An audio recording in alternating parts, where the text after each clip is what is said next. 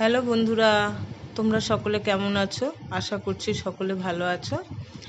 আমি আজকে শুক্তো তৈরি করেছি একদমই সিম্পলভাবে, যেটা তোমাদের সাথে শেয়ার করব। তার জন্য কতগুলো বড়ি প্রথমে গরম কড়াইতে হালকা করে ভেজে নিয়ে তুলে নিয়েছি।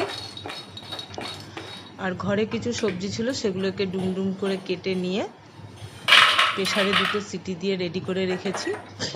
তারপর একটি কড়াইতে শুকনো লঙ্কা, রাঁধুনি, সর্ষে, আদা বাটা আর পরিমাণ মতো হলুদ আর নুন দিয়ে এটাকে হালকা করে ভেজে নিয়ে তাতে সিদ্ধ করে রাখা সবজিগুলো ঢেলে ওটাকে রেডি করতে হবে। তারপর কিছুক্ষণ ফোটানোর পর আমি আগে থেকেই পোস্ত বেটে রেখেছি, 2 চামচ পোস্ত আমি তাতে দিয়ে দিয়েছি।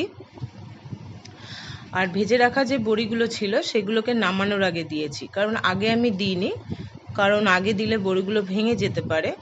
যাতে না ভাঙে তার জন্য নামানোর ঠিক 2 মিনিট আগে আমি বড়িগুলো তরকারিতে দিয়ে দিয়েছি। আমি সিম্পলভাবেই শুক্তোটা তৈরি করেছি। আশা করি তোমাদের ভালো লাগবে।